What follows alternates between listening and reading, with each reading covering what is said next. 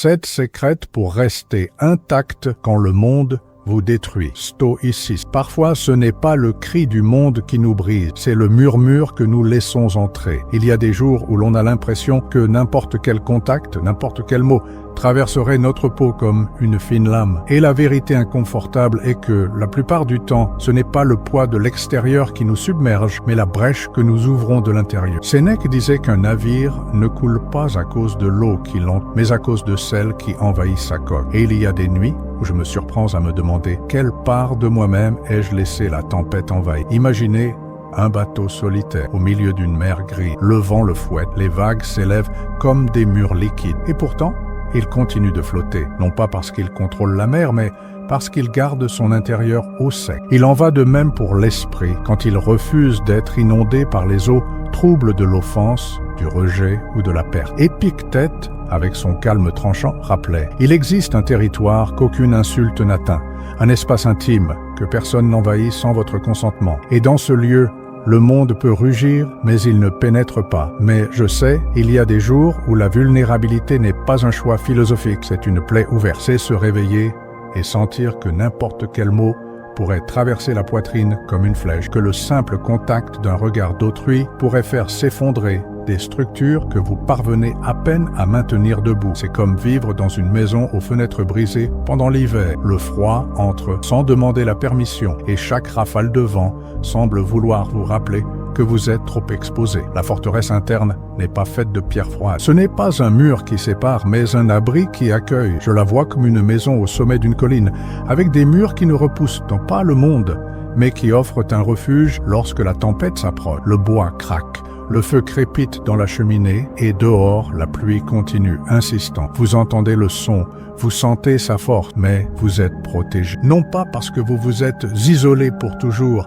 mais parce que vous avez choisi de maintenir l'intégrité de ce qui est essentiel. C'est peut-être ce que nous oublions le plus. Le vrai danger n'est pas dans la mer agitée, mais dans l'eau que nous laissons entrer dans notre cœur. Il est facile de croire que la résistance signifie s'endurcir, mais la vraie force est de rester entier sans perdre la capacité de... Comme un arbre qui, même sous des vents implacables, se balance, se courbe et pourtant reste enraciné. La vulnérabilité, quand elle est abritée avec conscience, cesse d'être une brèche et devient une partie de votre architecture interne. Et avant tout enseignement, avant toute réponse toute prête, peut-être la première question que nous devrions nous poser est « Quelles eaux ai-je laissé entrer dans ma coque ?» Parce que, tant que nous ne nous en occuperons pas, n'importe quelle tempête sera toujours plus grande qu'elle ne devrait l'être. Résister, ce n'est pas transformer son cœur en pierre. C'est une vieille erreur, presque instinctive, de croire que, pour ne pas casser, nous devons nous endurcir jusqu'à ne plus rien sentir. Il y a ceux qui appellent cela de la force, mais en réalité, c'est une prison déguisée, un corps rigide et fragile. Un esprit inflexible se brise au premier impact. Sénèque disait que la flexibilité survit là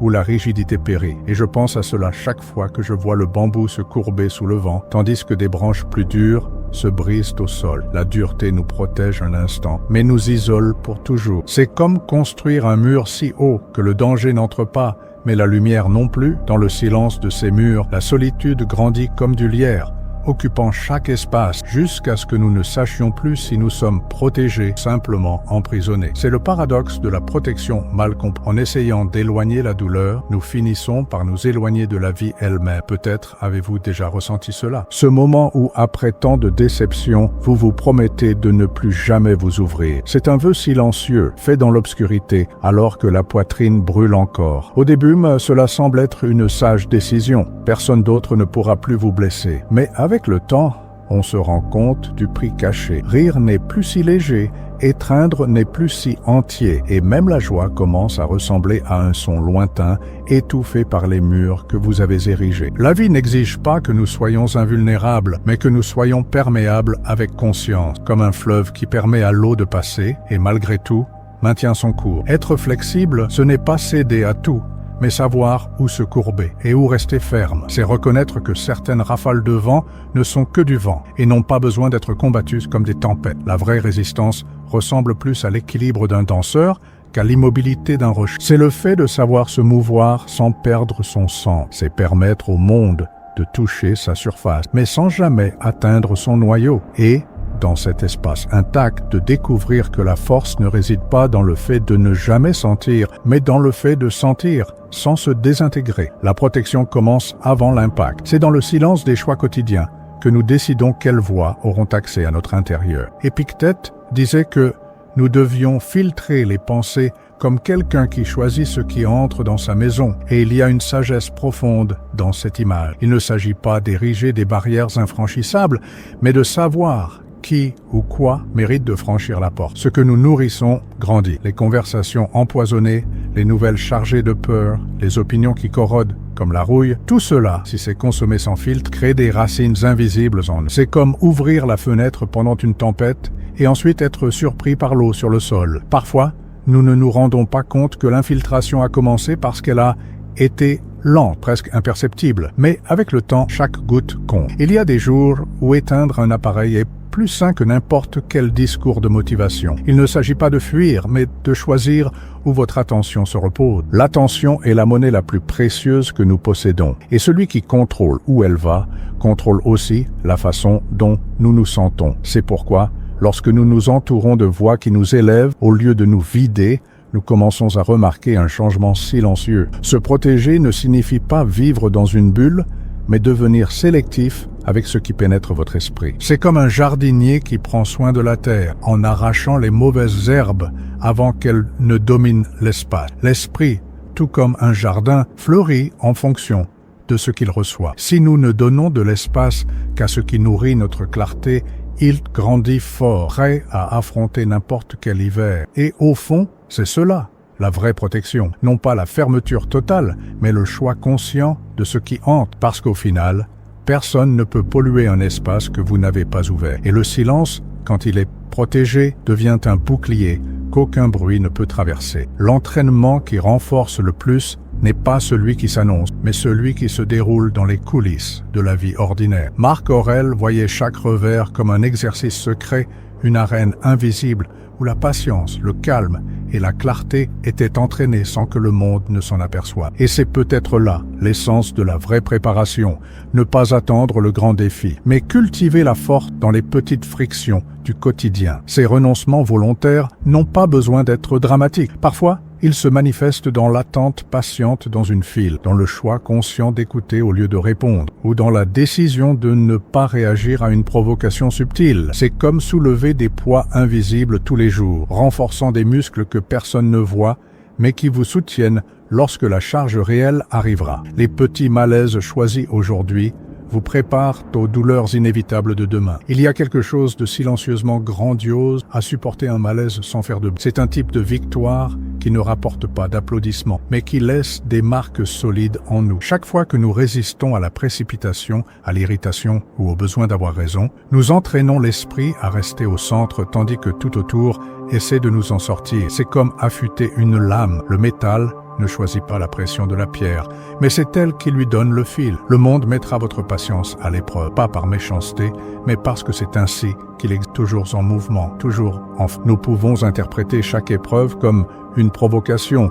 en réagissant avec tension et épuisement, ou nous pouvons les voir comme des invitations à étendre notre résistance. Et, avec le temps, la répétition de ce regard transforme ce qui nous blessait autrefois en opportunité de renforcement. Peut-être, au final, que le vrai entraînement invisible est moins une question de résistance que de présence, d'être là, entier, même dans les situations les plus banales, sachant que chaque minute est une répétition silencieuse pour le moment où la tempête viendra vraiment. Il y a des moments où la plus grande démonstration de force est de reculer, non pas pour toujours, non pas par lâcheté, mais comme quelqu'un qui protège une petite flamme au milieu d'un vent fort. La flamme ne cesse pas d'exister parce qu'elle se cache un instant. Elle se préserve pour briller à nouveau lorsque l'air cessera de souffler avec tant de fureur. Il en va de même pour notre présence dans le monde. Il y a des situations qui exigent que nous nous éloignions pour que nous puissions rester entiers. Le recul conscient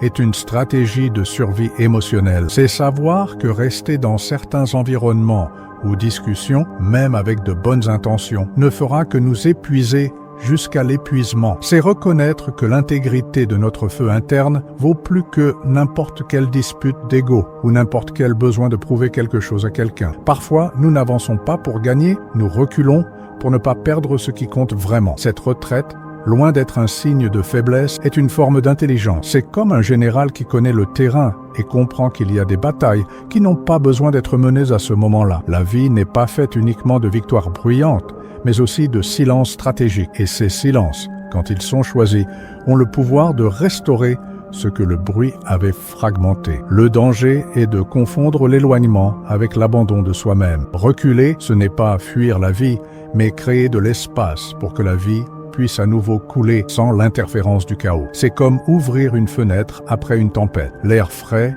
n'entre que parce qu'il y a eu un moment de pause, d'attente. Sans cette pause, l'environnement resterait saturé. Quand nous protégeons la flamme, nous ne prenons pas seulement soin du présent, mais nous garantissons qu'il y aura encore de la lumière pour illuminer les jours suivants. Et peut-être, au final, que c'est l'une des plus grandes leçons stoïciennes, savoir le moment d'affronter et le moment de se recueillir, avec la même dignité, la même clarté et le même courage silencieux. Sénèque nous rappelait que la mer ne choisit pas sa fureur, mais que le navire peut choisir de garder sa coque intacte. Cette image m'accompagne comme un rappel silencieux. Ce qui nous maintient debout n'est pas l'absence de tempête, mais la capacité d'empêcher qu'elle ne nous inonde de l'intérieur. Il est inutile d'essayer de calmer tous les vents ou de dompter toutes les vagues. Ce que nous pouvons, en fait, c'est préserver l'espace où notre équilibre respire. Épictète disait que personne ne peut blesser notre esprit sans notre consentement. Et cette phrase, si simple, est en même temps un appel à la responsabilité et un élan de liberté. Cela signifie que, même lorsque le monde semble s'effondrer, nous avons encore un territoire inviolable, un sol qui ne cède pas sous nos pieds. Rester entier, par conséquent, n'est pas ignorer la douleur, mais ne pas lui permettre de déterminer la forme finale que nous aurons après l'avoir traversée. La vraie victoire stoïcienne n'est pas de sortir des batailles indemnes, mais de rester entier après elles. C'est accepter que certaines cicatrices seront inévitables, mais refuser de leur permettre de déformer notre essence. Il existe un espace silencieux, profond et intact qui continue de nous appartenir malgré tout. C'est dans ce lieu que nous gardons la partie de nous qui ne négocie pas sa dignité, qui ne livre pas sa valeur, qui ne se conforme pas à la cruauté d'autrui. Je pense à la forteresse interne, non pas comme à un château isolé, mais comme à un sanctuaire ouvert seulement à ceux qui savent y entrer avec respect. À l'extérieur, le monde continue, avec sa précipitation, ses conflits, ses exigences. À l'intérieur, il y a un silence qui ne se brise pas, un calme qui ne se négocie pas. C'est cet abri qui nous permet de retourner sur le champ de bataille de la vie chaque fois que c'est nécessaire, mais sans jamais perdre ce que nous sommes. Et peut-être que c'est la question qui résonne quand tout se calme. Quelle partie de votre forteresse a encore besoin d'être reconstruite parce que c'est là, et non dans les vagues ou dans le vent, que se trouve la clé pour continuer de naviguer, même lorsque l'horizon disparaît. Il y a un instant après le chaos où tout semble suspendu, comme si le temps se courbait pour nous offrir un répit avant le prochain pas. C'est dans cet intervalle que nous comprenons ce que signifie réellement vaincre selon le regard stoïcien. Il ne s'agit pas de sortir indemne. Personne ne traverse la vie sans égratignure. Il s'agit de préserver son essence, même lorsque la surface n'est plus la même. Il s'agit de se reconnaître encore comme le maître de sa propre histoire. Sénèque dirait que garder la coque au sec est un acte continu, pas une décision isolée. C'est résister à l'infiltration quotidienne des petites offenses, des attentes d'autrui, des jugements qui tentent de modeler qui nous sommes. Il n'y a pas de plus grande victoire que de percevoir que, malgré les pressions externes, vous restez fidèle à ce que vous croyez et ressentez. Le monde peut rugir à l'extérieur, mais à l'intérieur, il existe un ordre qui ne se brise pas. Épictète renforcerait, rien de ce qui vient de l'extérieur n'a le pouvoir de blesser les gardes. Et cette garde n'est pas faite de dureté, mais de discernement. C'est la conscience que certaines batailles ne se gagnent pas par la force brute, mais par le choix de ne pas se laisser entraîner vers des arènes où le prix et la paix elle-même. Se préserver, c'est aussi savoir où ne pas dépenser son énergie, où ne pas livrer son propre silence. La forteresse interne, quand elle est bien entretenue, est comme un temple silencieux. Elle peut subir les marques du temps, elle peut porter les inscriptions d'histoires anciennes, mais elle ne perd jamais le sacré qu'elle abrite. C'est l'espace où l'on maintient vivante la flamme qui éclaire nos pas, même les jours les plus gris. C'est là que nous nous rappelons que nous ne sommes pas à la merci de ce qui nous arrive, mais que nous sommes les auteurs de la façon dont nous continuons. Au final, quand la tempête ne crie plus et que la mer retrouve son souffle, il reste la constatation sereine. Vous avez traversé, peut-être pas intact dans votre corps, mais entier dans ce qui compte vraiment. Et cette intégrité silencieuse et ferme est ce qui transforme chaque blessure en témoignage et chaque épreuve en certitude que, peu importe ce qui arrive, il existe encore un endroit en vous que personne ne peut toucher. Il y a un écho qui demeure quand toutes les voix se taisent. C'est dans cet écho que nous trouvons la vérité qui soutient ce que nous avons été et ce que nous serons encore. Le monde trouvera toujours des moyens de nous mettre à l'épreuve, d'essayer de briser les murs internes que nous avons mis si longtemps à ériger. Mais, comme le disait Sénèque, ce n'est pas le poids qui nous détruit,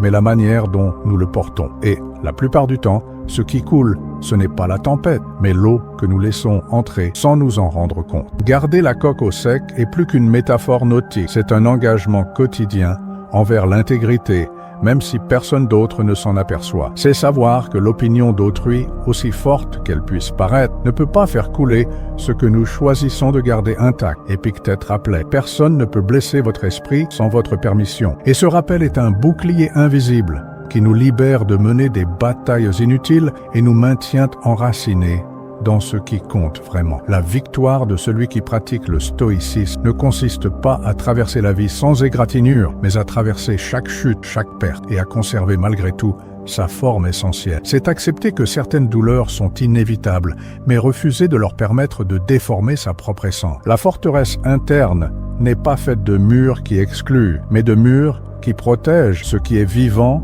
humain et non négociable en nous. Même lorsque le monde semble pousser dans toutes les directions, il existe encore un espace silencieux qui ne se rend pas. Un endroit où il n'y a pas d'urgence, pas de peur, pas de besoin de prouver quoi que ce soit. C'est là que renaît le courage, non pas comme un acte de bravoure bruyant, mais comme la fermeté sereine de celui qui sait qu'il peut traverser la nuit. Et quand la tempête finit par se dissiper, ce qui reste n'est pas seulement le corps intact, mais la conscience que nous avons traversée sans nous perdre. Parce qu'au final, ce qui nous maintient debout n'est pas l'absence de bataille, mais l'abri sûr que nous portons en nous et que personne, en aucune circonstance, n'a le droit de violer. Il y a des silences qui ne sont pas des vides, mais des territoires entiers gardés en nous. Quand nous traversons des périodes d'obscurité, c'est dans ces espaces que se repose la partie la plus intacte de notre être. Il ne s'agit pas d'un refuge pour fuir le monde, mais d'un endroit où nous pouvons nous recomposer, réorganiser nos forces et nous rappeler qui nous sommes quand rien ne nous exige un masque. La vie continuera d'apporter des marées hautes, mais ce port interne